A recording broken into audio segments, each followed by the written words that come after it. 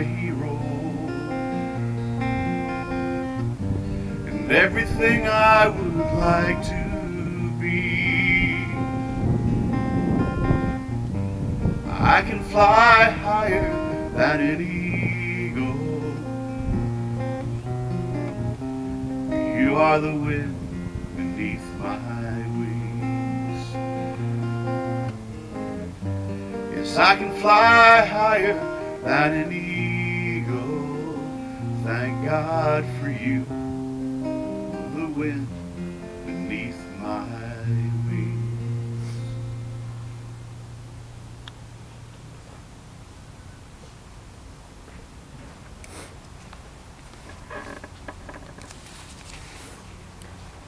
We give thanks to God this morning for the life, the love, the faith, the service of Audrey Butler. We celebrate the wonderful, generous, intelligent, capable person she was during her long and successful life. We rejoice in the precious gift that she is to us still today, in heart, mind, and memory. We praise God who gave Audrey life and many blessings along the way, who was her rock and her redeemer through good times and bad, who remained faithful to her through life's triumphs and challenges.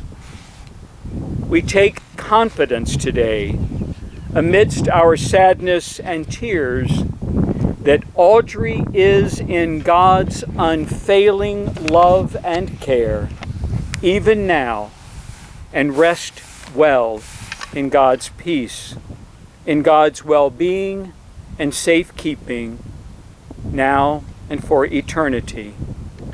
All thanks be to God.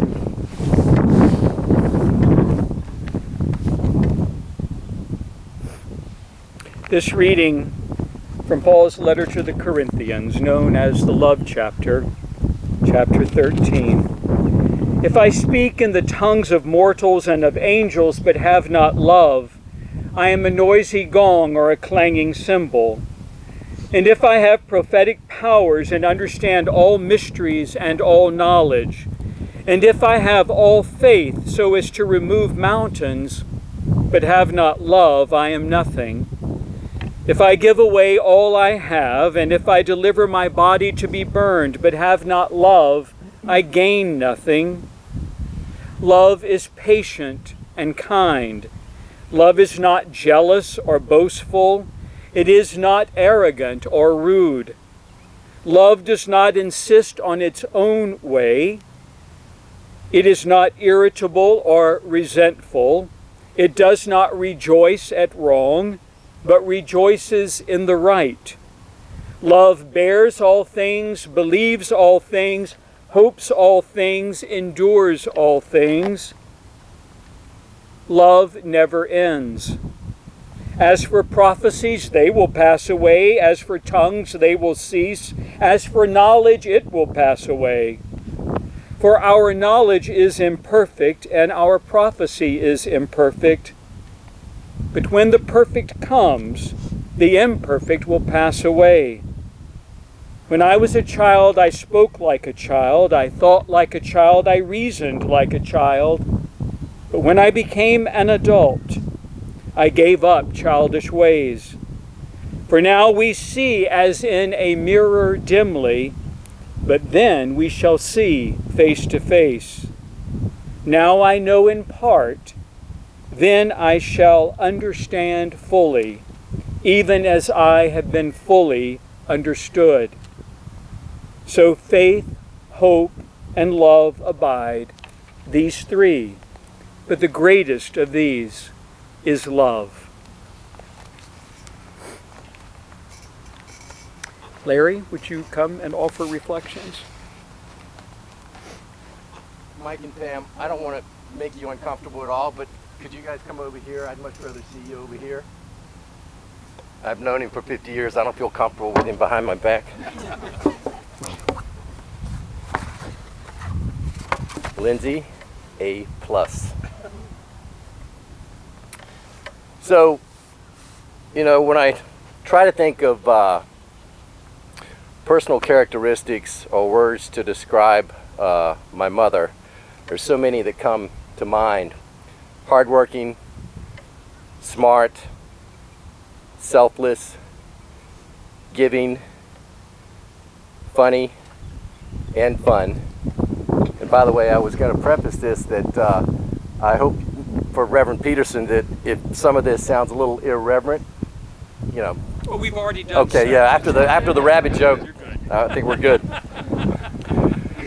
But one of the descriptions of her that stands out the most, I think, is courageous. I mean, what else could you say about a 32-year-old, recently widowed woman with 2 children, 4 and 7, that took a job as the administrator of a nursing home that had little to no experience?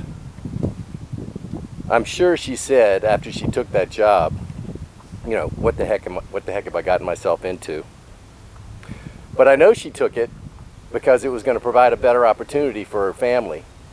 But the real reason is that I know she felt that she could do good and make the lives better of the senior people that were making Hillcrest their home.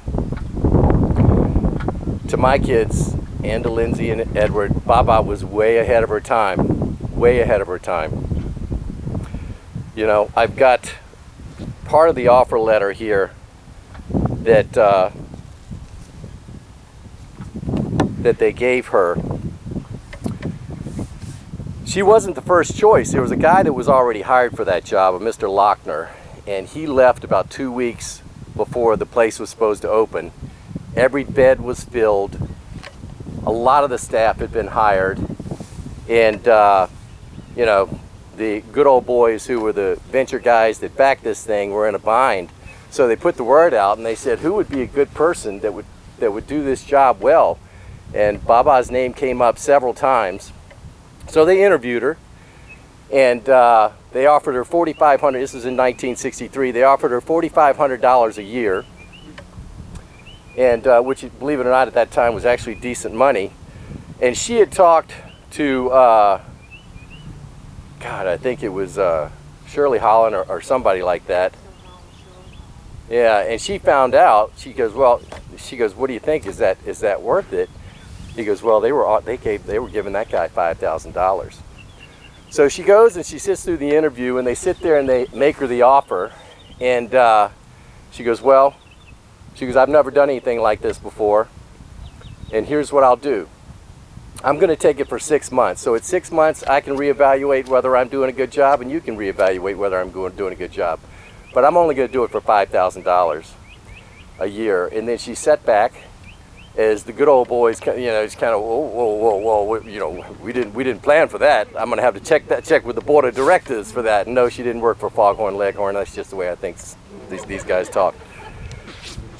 So, I mean, they didn't wait. They called her that night, says, we'll meet the $5,000 and we'll honor what you want for the 6 months. And she did that for 33 years, and she made hundreds of lives better. Not just the patients, but the families of those patients. They knew, as Lindsay said, and you know, that's unbelievable essay that you wrote 15 years ago, and the fact that you've kept it means so much.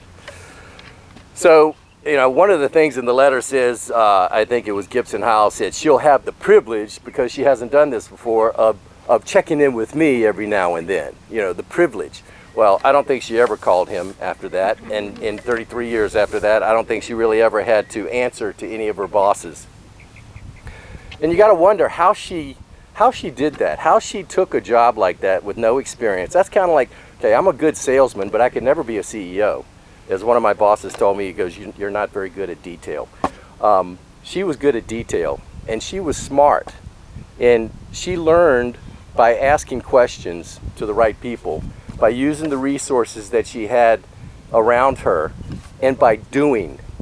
She learned by doing, and she taught by doing. I talked to Arlene Palmer last night for about 45 minutes, and if you know Arlene, I only meant to talk to her for about 15, but she just kept going and going and going, and it was so funny. But she said, you know, the one thing your mother did, she managed the money like it was her own. And what we don't sometimes think about is nursing homes are a for-profit business. It's not just to take care of the old. They're trying to make money. And so one lesson that she always taught me, she goes, never spend what you ain't got. And she also put together just a great team of people. She was a really good judge of character. And she put together people and she taught them, and I had the privilege of working over there, as did many of my friends, many summers. And an example of the showing by doing was I had to mop the floors.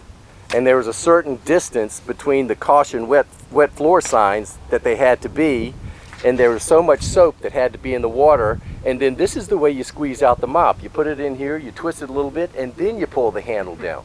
And then you only mop, and you never go over the halfway mark because you have to leave room for somebody else to walk. And, you know, anyway. That and windows. One summer, Neil Blair and I, she hired Neil Blair, a friend of mine, because all the windows in the front of the nursing home where their son hit, the, what do you call it, the putty had dried up, and it was cracking. She goes, your job, come out here, take this putty knife, scrape all the putty off, take this linseed oil, paint all the way around, and then move on. But she, like I said, she taught by example.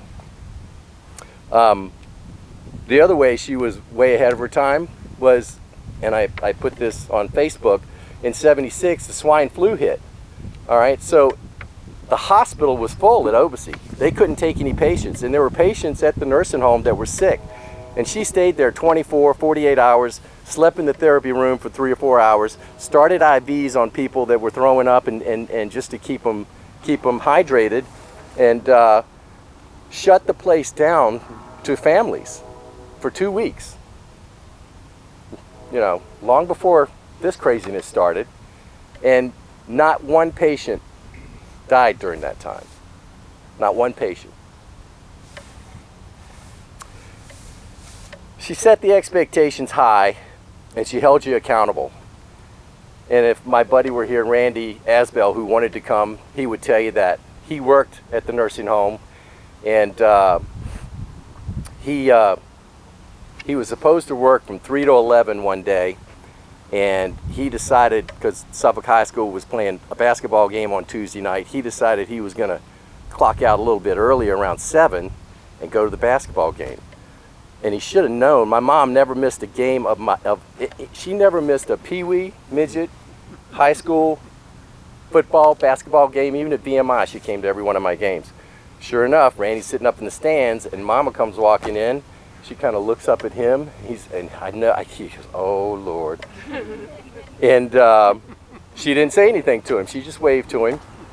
Didn't say anything to him. Didn't say anything to him after the game. Waited till the next day, and he clocked in, and she was right around the corner. She goes, hey, you need to come by my office real quick. And she sat him down. She goes, look, you're like my own son, but you were supposed to be working last night, and you let a lot of people down, me in particular, and the people that you're supposed to be working with. I'm going to have to let you go. And she fired him. But as he was walking out, she said, I still love you, Randy. As Lindsay said, you know, when there was a storm or a hurricane, you know, she worked there and stayed there probably, you know, all night many times. And I remember, as I'm sure you do, she would pack Jackie and I up and take us over there, put sheets and blankets on the sofas in the therapy room, and we would spend the night at the nursing home, sleep over at the nursing home with the old folks. We thought it was cool. But that was because she didn't want to stay at home, take the chance of not being able to get into the nursing home the next morning, because if she weren't there when something like this would happen, you know, stuff would have hit the fan. And it wasn't just for Nantzman Convalescent Center. When Autumn Care opened up out here, which I don't want to say it was a competitor, but another nursing home, the administrator out there was another lady, and she used to call Mama all the time asking her for advice, and they became good friends. But it was a really bad winter, and the pipes froze at that nursing home, and they had to evacuate every one of those patients. And the first person that administrator called was my mother. They took some of the patients over to Nansemond Suffolk Academy and put them up in the gymnasium.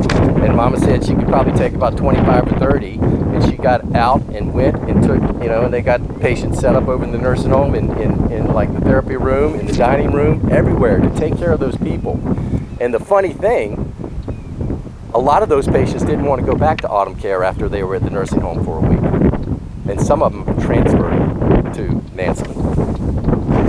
There was a fire at a Norfolk facility one time, and we were sitting at home, and she saw it on the news, and she goes, I need to go down there. And she drove down there because she knew there wouldn't be enough professional nursing care to handle all those patients being taken out of that nursing home, and they had several patients that died in that fire. But that was what she did. She went above and beyond, and she made Nansemond Convalescent Center a very special place. She definitely made it feel like home for the patients, but she also made it feel like home for the employees. She hired people like Grace White and Ella Myrick in the kitchen, who, if you've never tasted any of their food, it's some of the best. And you would literally go into the nursing home and you would look forward to lunch and dinner because it was some of the best meals out there. She had the best nurse's aide, right down to the best handyman. And she hired Jasper Copeland, who was a family friend of ours who was retired and sitting around probably driving his wife crazy. But this guy, I can remember seeing him sit, and if there was something to fix, he would sit there and squat and look at it, for about a half an hour, and I thought something was wrong with him, but then he would figure out how to put it back together. Oh, she did a lot of things behind the scenes as well. For every patient that died over there, she would fry chicken and send rolls to the family. And if she couldn't fry it because she was too busy, she would have Miss White fry it or Miss Myrick. She did things for those patients that were just above and beyond. My favorite patient over there the entire time was a man named Gray Watkins. And Gray Watkins at the time was probably like 57. I don't know how old was Gray. About 57, and he had a degenerative disease that he couldn't walk, and he was blind, and he had been blind since birth. But Gray was an avid Redskins fan.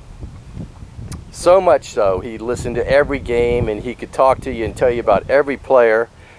And so she had myself, and I believe at the time it was Jerry Small, go over, move him out of his room to another room, and we painted his room Redskins colors, and we put a big Redskin helmet on his door.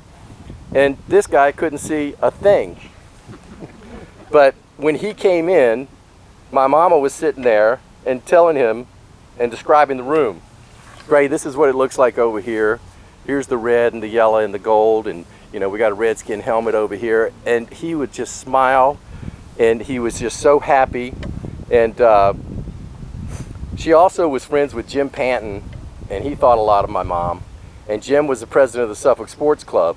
So when any Redskins players like Joe Theismann would come in and speak at the Suffolk Sports Club, she made sure that Jim Panton had him over at the nursing home, sitting down in Gray's room, talking. Joe Theismann, Sonny Jurgensen, Jack Pardee, all these guys came over and met Gray.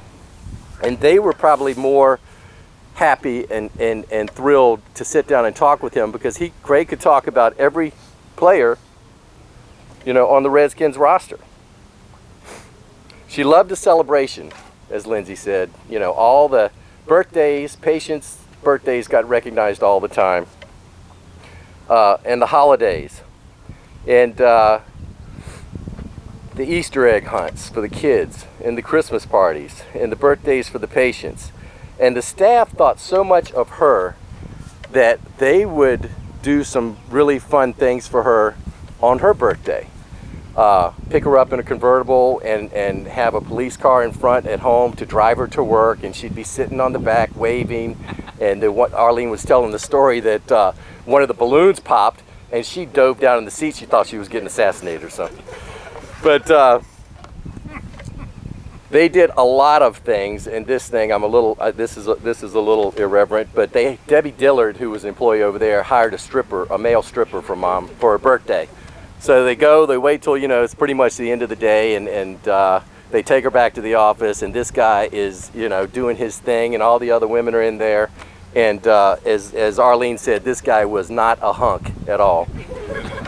And so he got down to whatever he was going to leave on, and he's getting real close, and he's all in her face.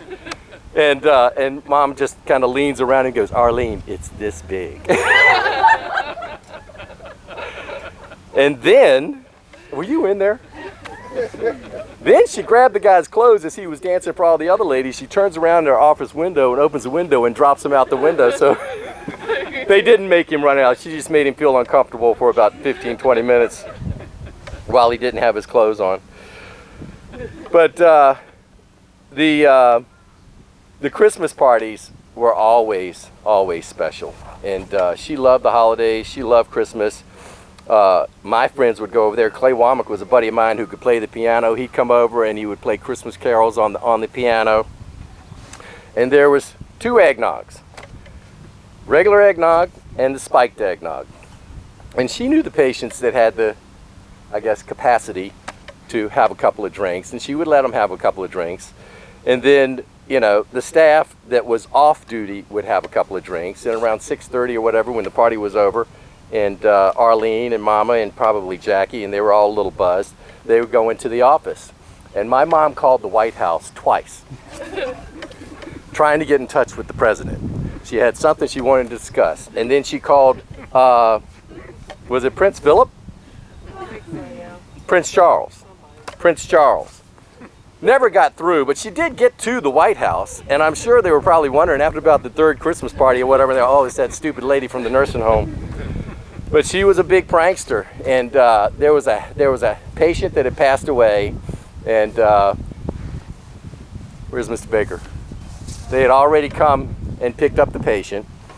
And so Edith Copeland was a housekeeper who believed in ghosts, believed in spirits, and was just a big scaredy cat. And so my mom got under the bed and under the sheets, and somebody asked Edith to come in and said, "Listen, we need you to clean stuff up around the room and before so-and-so gets here." And sure enough, Edith comes in there, and all of a sudden she heard a little noise over there and looked and nothing, and then she heard another little noise when she turned, and then all of a sudden Mama just popped up, and Edith screamed and went running down the hallway. And I know this seems a little crazy, and that would never happen in today's world, because somebody would get upset about it and sue somebody about that. But she had the best food, she had the best Santa Claus, because Mr. Bradshaw looked like Santa Claus, and the kids loved it. Another little joke. Well, there was a patient that had passed away, and believe me, she loved all these patients, but Mrs. White was in the kitchen, and she called back there and she goes, "Hey, Mr. Jones just passed away, and the funeral home's not going to be able to get here a little bit. We need to put him in your freezer." And really kidding, obviously, the patient had already gone. But as far as the nursing home goes, there's not a better caregiver that I can think of. She made every one of those patients feel like they were family. And I don't want to say she was feared at the nursing home by the employees, but she was definitely respected. And she had these little 1-inch by 1-inch square heels that she would wear, and they were only about that tall, so she could move. And she had a certain pace of her walk, and you could hear those heels coming down the hallway. And you better guarantee when people heard those heels, they straightened up. I don't think she ever wanted to sneak up on anybody and catch them not doing their job, but she made sure that she was around and that they knew she was around. As far as a mother, again, above and beyond, we wanted a Cub Scout troop in Lakeside, and we all met at the Presbyterian Church, and there was Lakeside, Riverview, Central, and whoever the head of the Cub Scouts was, he said, "Okay, we've got Lakeside over here. Now we need a den mother." And she said, "Can anybody volunteer for a den mother?" And she's looking around at all these mothers who weren't doing anything but sitting at home during the day, and none of them were raising their hands. They were actually looking away. And so she raised her hand and she became the den mother. And she was a den mother for about 15 of us in Lakeside.